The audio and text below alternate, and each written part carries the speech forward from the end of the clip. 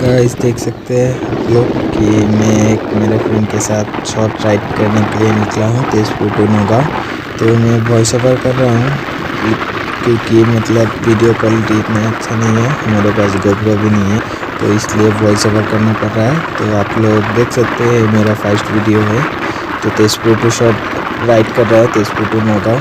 तो आप लोग को देख के अच्छा लगा होगा शायद से, मुझे पता नहीं, तो फिर भी बने रहे वीडियो में एंड तक देख सकते हैं। ज़्यादा बड़ा वीडियो नहीं बनाया, मतलब थोड़ा सा ही बनाया शॉर्ट वीडियो।